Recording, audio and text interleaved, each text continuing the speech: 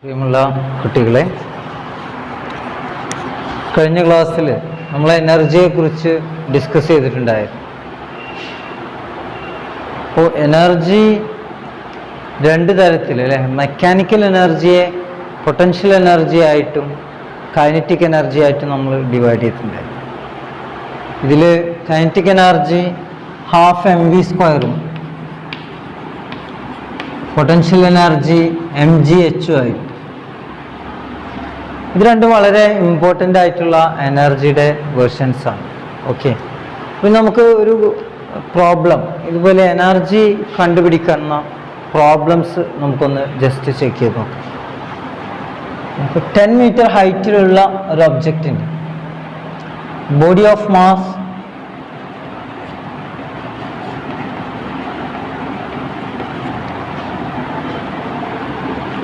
25 kilogram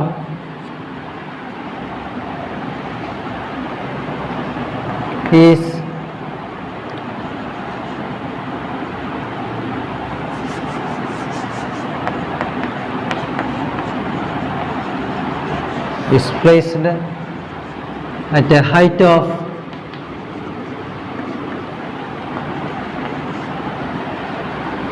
15 meters. Find the energy.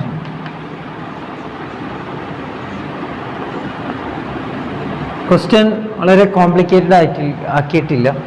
Data provide ചെയ്യാൻ വേണ്ടി മാത്രം ജസ്റ്റ് ഒരു സെൻറ്റൻസ് മേക്ക് ചെയ്തേ ഉള്ളൂ. അപ്പോൾ 25 കിലോഗ്രാം മാസുള്ള ഒരു വസ്തു 15 മീറ്റർ ഉയരത്തിലാണ് ഇരിക്കുന്നത്. നിലത്ത് നിന്ന് 15 മീറ്റർ ഉയരത്തിലാണ് ഇരിക്കുന്നത് എങ്കിൽ അതിൻ്റെ എനർജി എത്ര എന്നുള്ളത്. ഇവിടെ ആ വസ്തു ഒരു ഹൈറ്റിലാണ് ഇരിക്കുന്നത് അല്ലേ, അതുകൊണ്ട് തന്നെ അവിടുത്തെ എനർജി എന്തായിരിക്കും? പൊട്ടൻഷ്യൽ എനർജി ആയിരിക്കും. അപ്പോൾ എനർജി കണ്ടുപിടിക്കാം. എനർജി ഈക്വൽ ടു പൊട്ടൻഷ്യൽ എനർജിയാണ്. Potential energy equal to mgh, that's equal to mass. എത്രയാണ് ആ വസ്തുവിൻ്റെ ഭാരം? 25 കിലോഗ്രാം ഇൻറ്റു ജി എത്രയാണ്? 9.8 അല്ലെ. ജി എന്നത് ആക്സിലറേഷൻ ഡ്യൂ ടു ഗ്രാവിറ്റിയാണ്. അത് എപ്പോഴും 9.8 മീറ്റർ പെർ സെക്കൻഡ് സ്ക്വയർ ആണ്. 9.8 ഇൻറ്റു ഹൈറ്റ് എത്രയാണ് അല്ലെ, എത്ര ഹൈറ്റിലാണ്? 15 മീറ്റർ ഹൈറ്റിലാണ് വസ്തു. ഇത് ചെയ്തു കഴിഞ്ഞാൽ നമുക്ക് എന്ത് കിട്ടുന്നു? ഇതിൻ്റെ ആൻസർ കണ്ടെത്തി കഴിഞ്ഞാൽ നമുക്ക് 25 മീറ്റർ അകലത്തിൽ 25 കിലോഗ്രാം ഭാരമുള്ള ഒരു വസ്തു 15 മീറ്റർ ഹൈറ്റിൽ ഇരിക്കുകയാണെങ്കിൽ അതിൽ എത്രമാത്രം എനർജി ഉണ്ടായിരിക്കുമെന്ന് നമുക്ക് മനസ്സിലാക്കാൻ സാധിക്കും. അത് ഏകദേശം നമ്മൾ കാൽക്കുലേറ്റ് ചെയ്യുമ്പോൾ 3675, that's equal to 3675 joule. 3675 joules ആണ് എനർജി. ഇത് നമുക്ക് എങ്ങനെ എഴുതാം അല്ലെ? 3.6 ഇൻറ്റു 3.675 ഇൻറ്റു 10⁻³ ആ ഫോർമാറ്റിലും മാറ്റി എഴുതും.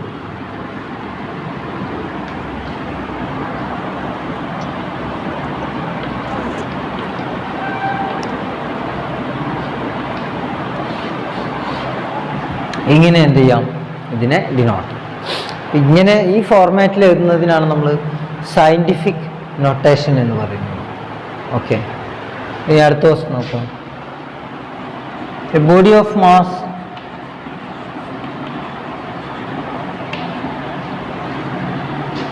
20 kilogram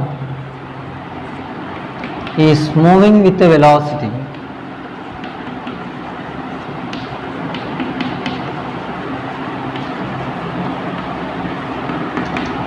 is moving with a velocity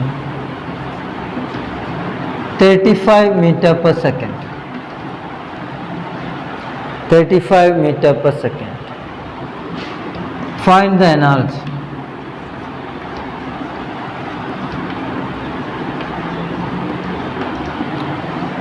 അതായത് 20 കിലോഗ്രാം ഭാരമുള്ള ഒരു വസ്തു ഒരു സെക്കൻഡിൽ 35 മീറ്റർ എന്ന നിരക്കിൽ എന്ത് ചെയ്യുന്നു? മൂവ് ചെയ്യുക എങ്കിൽ അതിന് എത്ര എനർജി ഉണ്ടായിരിക്കുന്നത്? അപ്പോൾ ആ ക്വസ്റ്റ്യനിൽ നിന്ന് തന്നെ നമുക്ക് മനസ്സിലാക്കാം എന്താണ് ക്വസ്റ്റ്യനിൽ നിന്ന് മനസ്സിലാക്കുന്നത്? മൂവിങ് വിത്ത് വെലോസിറ്റി ആണ് അല്ലേ. മൂവിങ് വിത്ത് വെലോസിറ്റി എന്ന് പറയുമ്പോൾ അവിടെ എന്തുണ്ട്? ഒരു വെലോസിറ്റി ഉണ്ട്. അതായത് ആ വസ്തു എന്താണ്? ചലിച്ചുകൊണ്ടിരിക്കുകയാണ്. ആ വസ്തുവിൻ്റെ ഭാരം എത്രയാണ്? 20 കിലോഗ്രാം ആണ് എന്ത്? ആ വസ്തുവിൻ്റെ ഭാരം. എന്നിട്ട് എന്ത് ചെയ്യണം? അതിൻ്റെ എനർജിയാണ് എന്ത് ചെയ്യേണ്ടത്? നമ്മൾ കണ്ടുപിടിക്കണം. അപ്പോൾ കൈനറ്റിക് എനർജിയുടെ ഇക്വേഷൻ എന്താണ്? 12 mv².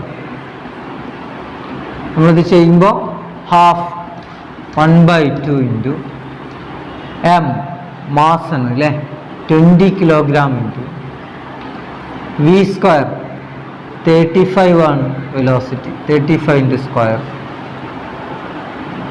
ദാറ്റ്സ് ഈക്വൽ ടു എന്താ കിട്ടുക അല്ലേ? ഈ 2 ഉം 20 കൂടി ക്യാൻസൽ ചെയ്ത് ഇവിടെ 10 ആവും. അപ്പോൾ 10 into 35². That's equal to 10 into 35², 12250 joule,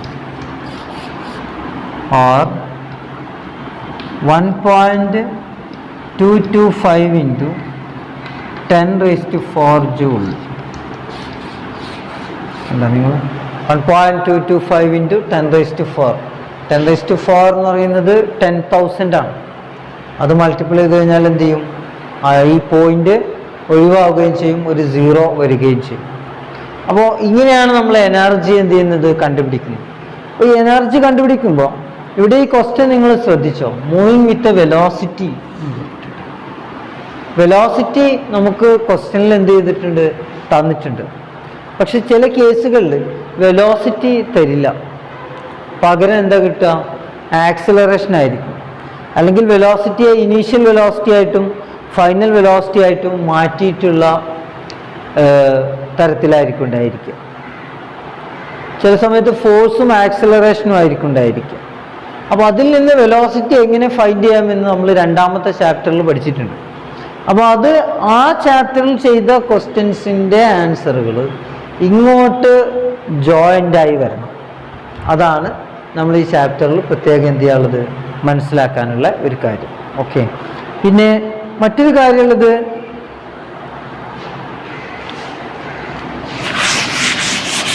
mass energy റിലേഷനാണ്.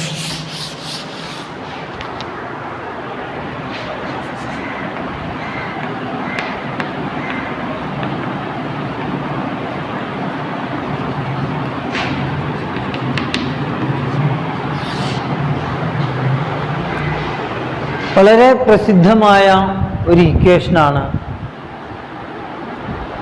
Mass energy relation. Albert Einstein അല്ലേ, നിങ്ങൾ ഒരുപാട് കേട്ടിട്ടുണ്ടാവും ആൽബർട്ട് ഐൻസ്റ്റീനെ കുറിച്ച്. അദ്ദേഹത്തിൻ്റെ നേതൃത്വത്തിലുണ്ടായ ഒരു തിയറിയാണ്. അദ്ദേഹം പറയുന്നത് എനർജി ഈക്വൽ ടു mc² ആണ്. E equal to mc². E equal to mc² എന്ന ഇക്വേഷൻ ഇവിടെ നമ്മൾ മനസ്സിലാക്കേണ്ടത്, ഈ ചോക്ക് പീസ് 10 ഗ്രാം ഉണ്ടെന്ന് വിചാരിക്കാം. ഇനി ഇതിനെ ബ്രേക്ക് ചെയ്തു 2 കഷ്ണാക്കി. എന്നിട്ട് വീണ്ടും ഇത് നമ്മൾ തൂക്കിക്കഴിഞ്ഞാൽ 10 ഗ്രാം ഉണ്ടാവില്ല, 10 ഗ്രാമിനേക്കാൾ ഒരല്പം കുറവായിരിക്കും. അപ്പോൾ ആ ഒരല്പം മാസ് എവിടെ പോയി എന്നതാണ്.